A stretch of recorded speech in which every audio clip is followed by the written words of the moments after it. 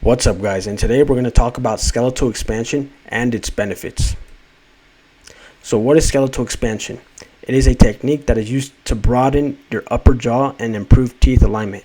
It also helps you breathe through your nose and promotes facial symmetry.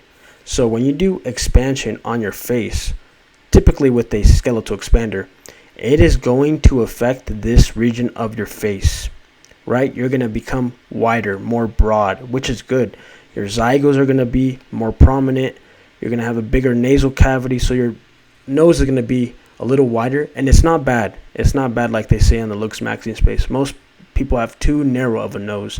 Your eye spacing is going to improve because this base of the eye region, like the base bone under the eye right here, these are going to move outwards. So if you have narrow eyes, this could actually help widen or separate your eyes a little more to create a more harmonious facial profile. Something to think about.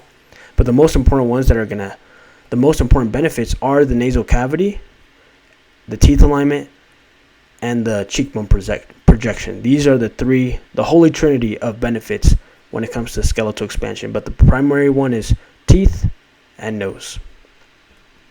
So, what types of skeletal expanders are there? There is the MARPE, SARPE, MSC, and then there's a new one called an FME. I'm not going to include that one because it's not feasible for most people. It's brand new, hasn't been consistently proven with case studies, and it's very expensive. Very few providers have them, and they charge around $20,000 or more. It's ridiculous. You might as well get jaw surgery for that price. And the heavy hitter right now, the most top of the notch one, is a MARPE. Because a MARPE, they use your CBT scan, which is a scan of your skull, and they send it to a lab, and they create a customized palate expander for your skull, okay? That's the awesome thing about it. And it's very successful in splitting your upper palate because this is used for adults specifically. They say expansion can only be done on little kids. Sure, if they don't use the TADs. But this one uses TADs, so they screw TADs into the roof of your mouth that hold the device in place. And then that device expands those screws so it pulls your face apart like this. And it makes your face wider and your nasal cavity bigger. That's awesome. Now, the SARPE does the exact same thing. So it's the same as the MARPE, but they do a cut right here, a left fort 1 osteotomy. So a cut below your nose and above the teeth right here. So to show a better example, they cut right here. So a SARPE only affects this area of your face. It's not going to give you more cheekbones. It's not going to give you a bigger, broader nose. It's not going to affect your eye area. The only bone that is moving here is this section. And they do that to do jaw surgery most likely. People who do SARPEs are in preparation of jaw surgery. So they do this to get your teeth right in the fastest way possible with the least complications as possible. Right? They don't want any asymmetries forming from expansion. So they do the cut here. So the only bones that move are the ones that are here. Okay? And the MSC is, like I said, the MARPE, but it's outdated. It's not as good as the MARPE. This is customized. This is not customized. So the cost of this treatment is between $3,000 and $8,000. And this is true because my treatment cost a little over $7,000. And that's with orthodontics included. So MARPE expansion was phase 1. And when that was done, we installed braces. And I'm still in the braces phase because I did develop some asymmetries. And I did have a big expansion, guys. So if you only expand a few millimeters, your treatment could end within a year. It's not going to take too long. But if you have a big treatment, expect like 2 years or so, or a little more. It's a lot of work to do the bigger the expansion because it does include asymmetries the more you expand, or likely to. Oh yeah, and I forgot to mention the top tier providers like Mariana Evans or anybody you see on Jaw Hacks.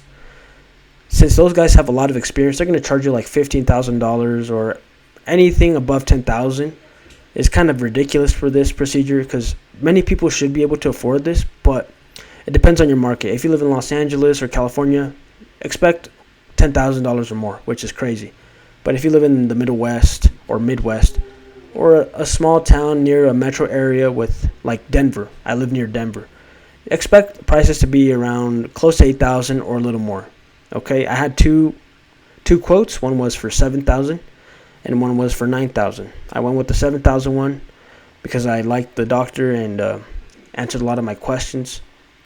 But I would have gotten more quotes if I had found more providers at the time. Since then, more providers have popped up because, LooksMaxxing, HardMaxxing, this niche has blown up this year. So more providers are getting trained to offer skeletal expansion, because I know for a fact people are going to be like, I'm going to go get a consultation for double jaw surgery, but the surgeon's going to be like, you need to do orthodontics before you do surgery, and you also need your palate expanded because I cannot give you the result you're looking for if your palate is not wide enough. A surgeon can expand your palate to a certain extent, but it's limited. Some surgeons are going to tell you expand like 10 millimeters with the MARPE or a SARPE, and then we'll do jaw surgery. So for many jaw surgery patients, this is like phase 1 before you get jaw surgery. It's like the bachelor's degree before you get your master's or your PhD, right? The bachelor's is the MARPE or skeletal expansion. The master's is upper jaw surgery, it's upper jaw surgery or lower jaw surgery. And the PhD is the double jaw surgery with the genioplasty all together. That's how I like to think about it. So now, this is a perfect example of MARPE and basically a HardMax done on a patient, right? She had a very narrow smile, crowded teeth. It doesn't take a lot of intelligence or intuition. Maybe you need experience looking at these faces to know what somebody's going to look like above the teeth if their smiles like this. But if somebody smiles like this, you are going to be like, okay, they're symmetrical, looks healthy here, very broad, very wide. Their face likely is the same way. And it doesn't lie. Look at that face. Beautiful face. She's not hideous here, but we can be truthful. She is much more optimal here. Look at the eyes. Her muscles are stressing to smile. You're going to get wrinkles faster because you're forcing your muscles to contract that hard. Looks just stressful, more exhausted, because you're forcing your muscles to just smile, which nobody should be stressing to smile. But here she looks relaxed. Did I say that twice? Whatever. Relaxed, happy. You're not stressed out. And the teeth look much healthier. The gums look healthier. Look at that pink. Look at that. They're not coated in dark red here. Look at that. It's going to help everything about your health. Because when you do this procedure, guys, you're going to get better teeth alignment, but the nasal cavity, this is the most underrated one about skeletal expansion. Your nasal cavity is going to become bigger. And think about breathing through a straw. If you breathe through a small straw, you're going to be forcing so much muscle contraction to get adequate air intake, right? You're going to be, and then you're going to pass out or just collapse from overstressing your body to just breathe. But let's say I have a big air intake, like a big ass mouth or a big ass nose. That sounded weird. You're going to not use as much energy just to get air in because the space is just so big. Think about a car engine, right? On your Hellcat or a Dodge Demon, right? Those things have big air intakes when the engine starts to overheat, okay? Imagine if the air intakes were very small. What do you think is going to happen to the engine? It's going to overheat and your car is going to fail. It's just like the human body. If you have a small ass nose, and that can be found with your palate. If you have a small ass palate, your nasal cavity is going to be extremely small, right? If that is so small, your baseline of performance is going to be garbage. It's not going to be to its full potential or the potential that it could have been, right? So this is why I am doing this. And I looked at my previous video and the comments saying, oh, stop, you shouldn't do this, man, accept yourself. Like, those comments come out of a good heart, but they're not educated. Out of all the things I could do in my life, guys, and your life, you can do peptides, you can do plastic surgery that is cosmetics only, like implants, steroids, CPAP, black curtain, sleeping early, diet, everything. All of those things are temporary. They have to stop at some point in the day or night. The one thing that you're always going to have from the day you are born to the day you leave this earth is breathing. You're always going to be breathing. There's not going to be a day where you just stop breathing and do whatever you want. You stop breathing, you're dead. So how about you improve the thing that's always going to affect your base state? How about elevate your base level of performance? And that is done by improving your oxygen intake. Many athletes do oxygen chambers to improve their recovery because they can intake more oxygen in those chambers. So this thing is literally the same thing. You're improving the way you intake oxygen. You're taking more oxygen in a more efficient way. Have you ever thought about that? No, you're not. You're still in the vanity, looks max only perspective. This is health maxing, guys. Health maxing improves your looks. They're the same thing. Better looks, better performance, you're likely going to pass on your genes. Not that hard to understand. So if you're going to do this, think about it from a health first approach that's also going to improve your looks, okay? And also, like I said in the previous slide, MARPE or skeletal expansion is phase 1 of doing double jaw surgery. You're not going to do double jaw surgery before skeletal expansion. Sure, you could do that, but it's not recommended because if you do MARPE after double jaw surgery, you could develop asymmetries from MARPE because MARPE, although it does improve your aesthetics for the most part by broadening your face, that doesn't mean it's going to be symmetrical. You can become more symmetrical with orthodontics after skeletal expansion, but your face is not guaranteed to be symmetrical. You could have asymmetrical expansion. One side might expand more, so you might grow more bone on one side. One side might grow more forward than the other. Okay? And although you can correct the teeth, the rest of the structure is still the same. So if you do expansion after double jaw surgery and you get asymmetrical expansion, well, guess what? If you want to correct that and the orthodontics can't do that, you're going to have to do double jaw surgery again. Go from the least amount of investment to the highest investment in that order. Double jaw surgery is like $25,000 to $100,000 to $200,000 without insurance. Okay? Expansion, even with the most top tier providers, you no more than $30,000, right? It's going to be from 5 to 12. Okay? So let's see. Something crazy just happened on TV and I heard it. Dang, I'll have to check it out. But anyways, back to the video. So let's go back to these images. Don't worry about this. Focus more on this. So the human being on the right looks like the more capable human being. They're more robust. They're more likely to, have thicker bone structure just because of their face, right? Your body's going to be proportional to a lot of itself. It's hard to talk, guys, because I really want to find out what's on TV, but stay with me. So the human being on the right, I think that they're going to be more likely to chop down a tree or just survive in nature because they just have more bone on their face, a wider nose to breathe on, to breathe in air. So better performance. Compared to the human on the right, I don't see them as a threat. This fool looks more capable, to impose their will compared to this guy. And this can be done with skeletal expansion or some degree of skeletal expansion. Just look at my other video. You can see how noticeably my face got wider or more broad. And it's not a coincidence that this year, since doing expansion, I've made more money in my business. I've taken on more responsibilities. If you broaden your face through expansion, you will have more energy. You will feel better. Therefore, you will take on the world better and bear more responsibilities and, succeed. That's how I think about it. It makes sense. And look at these two guys here. You have Raja Jackson on the right and Rampage on the left. Without looking at their bodies, would you want to mess with these individuals?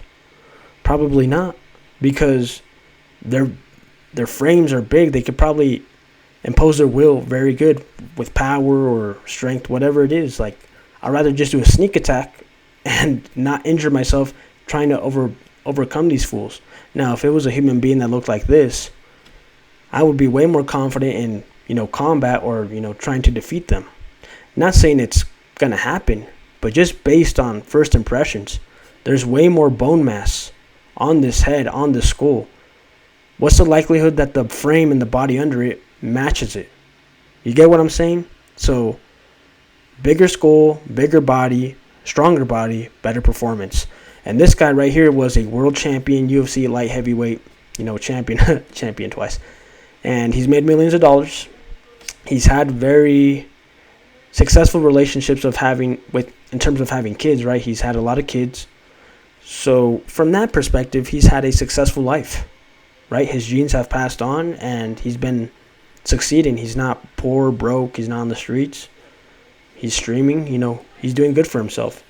And the kid could have done the same, but he did some dumbass things and almost ended somebody. So even a school structure is not going to protect you from an incompetent decision making. So let's recap. How do you find skeletal expansion? How do you find MARPE? You should Google airway orthodontics near me and look up the top 5 providers and do consultations within a 2-week time span if you can. Ask all the questions. Are they going to push you to a jaw surgery plan? Are they going to just stop you at expansion? Choose the one that is most invested in you, and you're not afraid to ask the hard questions like, do I need jaw surgery? I want jaw surgery. Or this is my goal. I want to do this because I want to get rid of my sleep apnea. That's what I told mine. I told my ortho, I want to do this because I suffer from sleep apnea. I showed him my sleep score. I had moderate obstructive sleep apnea at that time. And he's like, okay, let's do it. Let's do it. That's how I chose my provider. And there's many more questions you could ask. But let's recap this whole slide, guys. So we got skeletal expansion. These are the benefits that can result from skeletal expansion. These are the different options of skeletal expansion. I would always say do the MARPE. This is the heavy hitter, the number one at the current moment. There's going to be better devices in the future, of course. But for now, this is the top one. FME might be better, but it's just not that widespread at the moment. And, expect between $3,000, $8,000, even $10,000, guys. So this is not a cheap investment, but it's going to be less than double jaw surgery.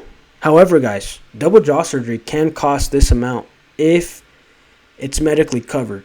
Okay, you might just pay your deductible, which it could be from $3,000 to $6,000 or whatever your deductible is. So jaw surgery and skeletal expansion can be the same or similar price if the jaw surgery is covered by medical. So that's why I'm saying you should approach these treatments from a medical health perspective, because if you go into these consultations and you don't have the paperwork to show this is a medical necessity, like if you don't have the sleep score that shows you have moderate sleep apnea from an at-home sleep study or an in-lab sleep study, and you don't show that you've used a CPAP for a year or a long time to show the insurance companies that you've tried to do something about it, if you don't have that paperwork, if you don't have that history, then they're going to be like, we're not going to cover it. But if they see your health history and they see your efforts to improve your life, but it's not working, they're going to be like, okay, here's the money, do the surgery. Simple as that. But yeah, guys, this is a great example. Good on her. Whoever did her treatment, exceptional results. Super, super exceptional. This is awesome. Look at her smile, guys. Hollywood smile. Beforehand, too much gums and too narrow. And too narrow a smile affects everything here. Look at that. She just looks more broad here, more developed. Literally because she did grow more bone. So that's it, guys. Google your nearest MARPE provider, and good luck. Let me know if you have any questions. Drop them in the comments. Send me a message on Instagram or email me. I will answer. And stay tuned for the jaw surgery video. It will be coming up here soon.